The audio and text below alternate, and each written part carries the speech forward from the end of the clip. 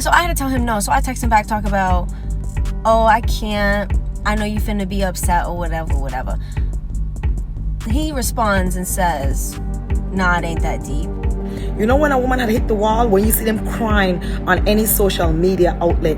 And I don't know about you, but I spent a lot of my time crying. So, who's the biggest lies? Women the biggest lies.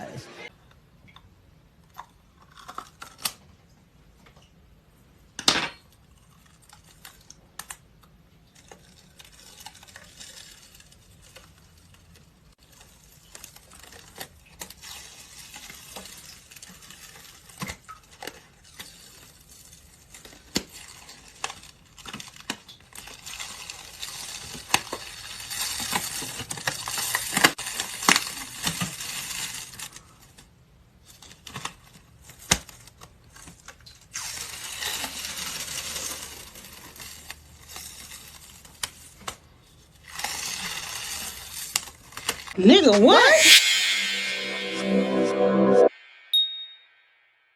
Ladies, let's be honest. Let's say you found a good-looking guy, the date's going good, you let him clap cheeks, but before you guys get ready to go to bed, he turns around and he starts doing this, and he starts to peel away at his body, he starts to peel away at his face. How would you react to it? Can you blame men for the way that they think now? Get in the comments and let me know.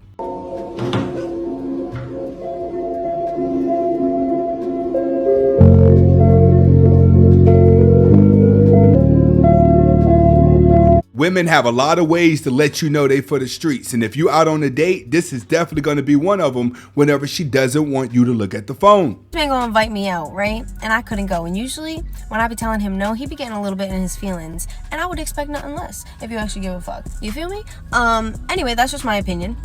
But so I had to tell him no. So I text him back, talk about, oh, I can't. I know you finna be upset or whatever. He responds and says, nah, it ain't that deep. That's how it is, mama. If a man was only looking to clap cheeks from the gate and you call him trying to cancel the date, he's not gonna care. Modern dudes are different. Since when? Since when ain't it that deep? Since other women started looking good. See, that's the problem. A lot of these girls, you think just because a man is giving you a lot of attention, he may be only there to clap cheeks. If another girl comes along where he can clap cheeks, he's not going to look at you the same. On top of that, this girl look like she has a lot of muscles. And so I'm like, quit playing with me. You know you be getting mad when I be telling you no. And he gonna say, we ain't reached a point where you're worth getting that mad for. That's what you got to understand, ma. Men nowadays, if you're going to put yourself out there as a sex tool, men are going to treat you as a sex tool. You want them to be emotional because you think every man is trying to get with you the same way the creeps and the pedos online are talking to you. But in real life, when you start dealing with these guys out here in the streets, they see their options and they see their value.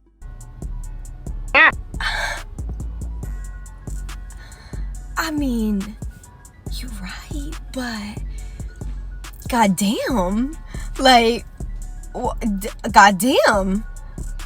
And when I tell you, I stared at that text for minutes, my jaw on the floor. He politely told me, baby girl, you are not that important. And I wish a lot of other girls out there would get the picture. You are allowing the creeps to give you a bloated ego, and you're trying to use that bloated ego with guys that are really outside of their room. And women can't fathom the fact that the reality that they have with men are actually false.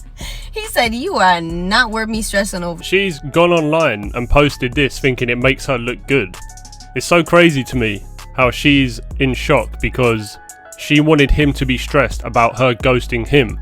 He's absolutely right. Most women nowadays, you have to understand, the gimmick is up.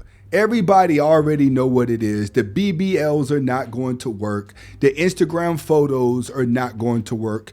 Men want genuine women now, but women are happy with being fake. So, who's the biggest lies? Women the biggest lies. Biggest lie. Look at you. All of you. You lie. You're a lie. You a lie. You a lie.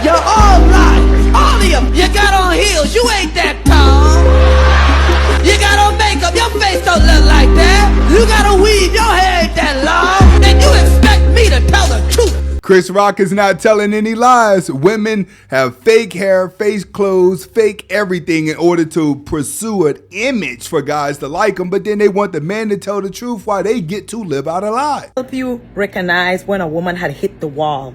You know when a woman had hit the wall? When you see them crying on any social media outlet and they're about 26 and it's yet again another failed relationship or a third relationship have not worked out and they seen all their friends married and they're still single and the clock is ticking. She hit the wall. If you see a woman on social media crying and any woman consulting them in the comments, she hit the wall, and the wall is a nasty place for a woman to be. She's about 26 going into her 30s and she had hit that wall because yet again another failed relationship. That's how you could recognize when a woman had hit the wall. Guys, I'm telling you, these women are hitting the wall year after year. They keep hitting the wall because another man has discounted them. When a man tells them, oh, it's not you, I just want something casual, it's because he's not really into her and she feel like she's not valued.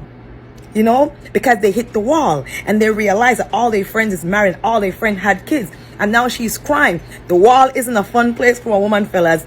She hit the wall. That's how you could recognize when a woman hit that wall. The sad part about a woman, when she hits the wall, she tries to climb it. What is trying to climb the wall? Plastic surgery, BBLs, let me go mess around with the younger dudes so I can manipulate them. Then eventually they don't climb over the wall to get their youth back. They just fall down. In China, if you're a woman, single, and over 30, you are called 剩女, which means leftover woman in Mandarin.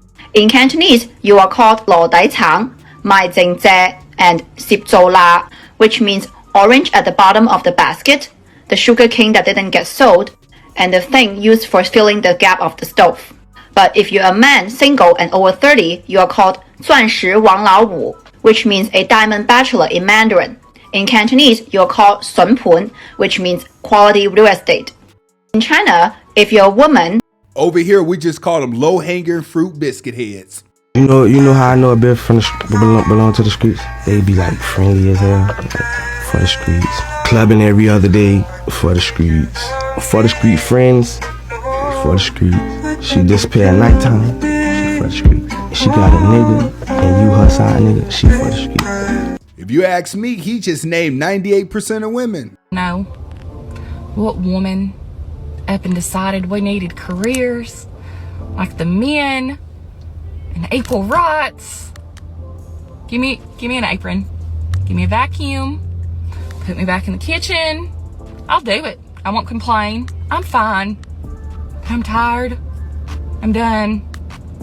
I won't do it no more.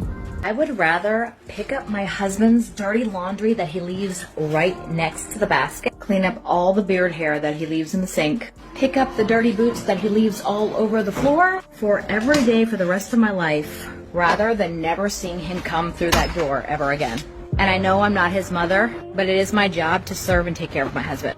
See, a lot of girls don't understand what it's like to be a stay-at-home wife because they haven't tried to achieve that goal. That's one of the main things that modern women are missing out on, is that old school women were taught to be in relationships. The modern day girl, you feel like you have to outwork a man, so you're missing out on all this little stuff that real women appreciate. And guess what? He takes care of me. Now, I could complain all day about the fact that my husband leaves all this stuff all over the place and he doesn't pick up after himself, which he does. Sometimes he comes home from a long day and he doesn't have the strength to put his clothes in the basket after a long day. Sometimes the world wears on him so hard that sometimes all he can do is kick off his boots at the front door. And you know what? As a wife, I have two options. I can get really mad about it. I can nag him, can get upset at him, or I could just serve my husband out of love and respect, because that's what we're called to do as wives.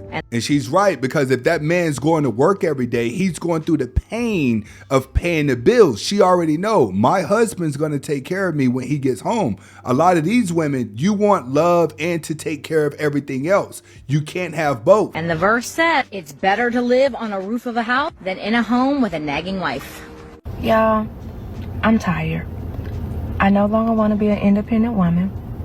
Forget that INDE. I'm good. I want to be a housewife. Listen, the next man that has good credit, a stable home, finances is straight, baby, I'm marrying. Yes, sir, I am.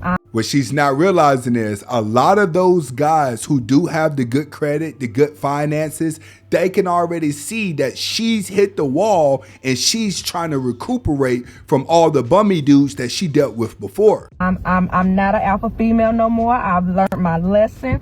Baby, I will be submissive to you. Baby, I will cook for you. I will clean for you. Yes, daddy, whatever you need. You want sex when you want it? Yes, sir, you got it.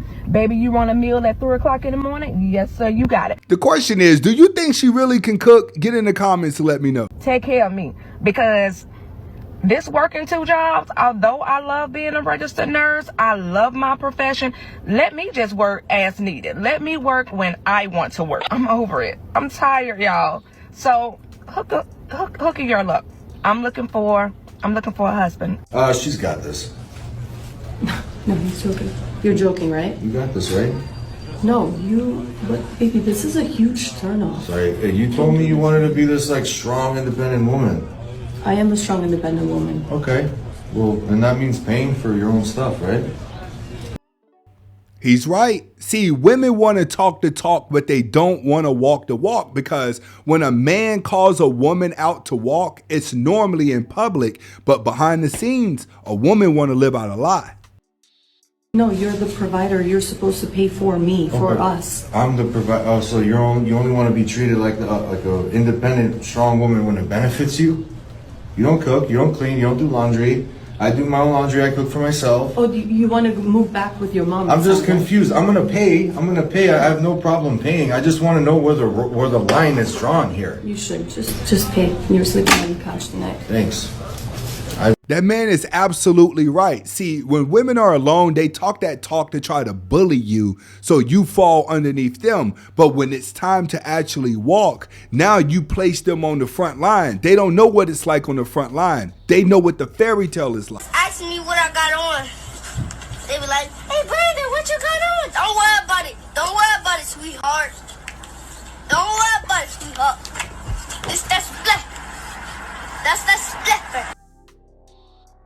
Asking me what I got on.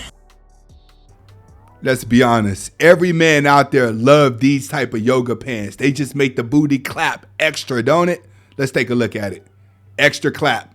Extra clap. What's the one thing you wish everyone around you knew about getting divorced? Everyone always prepares you that whenever you're going through a divorce, losing your husband or wife, you go through a grieving process, grieving for the loss of your marriage, the loss of your hopes and dreams together. But one thing that they really don't prepare you for is the loss of a friend, the loss of your best friend, the person that you always wanted to tell your day and to tell, your small wins and your small victories. And I wasn't prepared for that. I wasn't prepared for feeling that way. Even when you're not together and haven't been together, just having that desire to have them as a friend again. Women never think about these actions whenever they are filing for a divorce or whenever they are reacting off of emotions. Normally, women don't feel this way until they are alone. Is there anyone out there in TikTok land that can tell me what you're supposed to do with your life when you've been in a relationship for 20 plus years with the same person? You have children, you have, built a life together, and then all of a sudden that life is no longer. What are you supposed to do with your life? Like, I work, I'm a registered nurse, I have a career, I guess. I have hobbies, I have, I don't know, a house. I have all the things that I guess you need to live the life, but I don't know how. I don't, do you date other people? Do you sort of, I just don't know. I want to focus on myself. I want to be happy. I want to heal from this whole process that I've been in. But I also want to live life. I also want to have fun. I don't want it to be all about being miserable and feeling sad and just going through the motions of life because my relationship, my marriage broke down. Like, I just don't want to do that anymore. I want to be happy.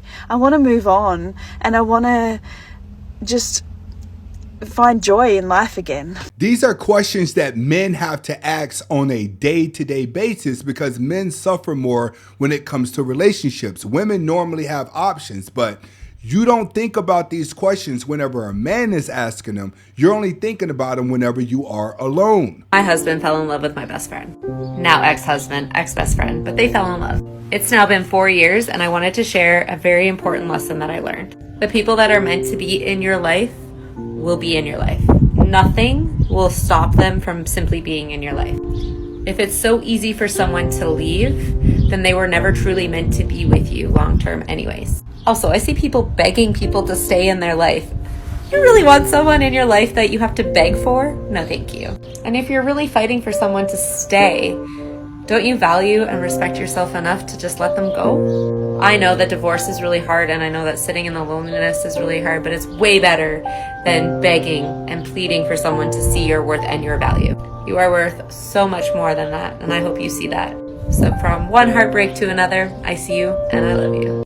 When women get done with a relationship, they like to be an inspiration to other women until they find someone else. But if they can't find someone else, then they turn right back around and complain. So there are some crucial things that people don't talk about after you go through a divorce. The fact that the quietness and the emptiness in your home when you don't have your spouse or your children is deafening. You have to really get comfortable with being alone, and it's very uncomfortable. You quickly realize that you are now the center stage of all conversation in your friend group, because you're now living this wild and fun life because you're no longer attached to anybody. And I don't know about you, but I spent a lot of my time crying and eating pizza and drinking wine in the bathtub. Being single is glamorized in today's society, and people are saying, yes, good for being single, and you should really, really just enjoy it. It's so freeing. When really you lost your purpose because you've been supporting this person for X amount of years and supporting their aspirations and their goals and their dreams and their desires, and you lost yourself along the way. So now it's beautiful. You get to find yourself, but it's hard to sit in that and be like, oh, who the f am I? So maybe be a little bit more gentle on the single people in your life. Right. All these strong women that get ready to go through all of these divorces, they don't realize you are going to spend most of your time crying because the grass is not always greener on the other side. They may not admit it at first, but at some point they will admit it.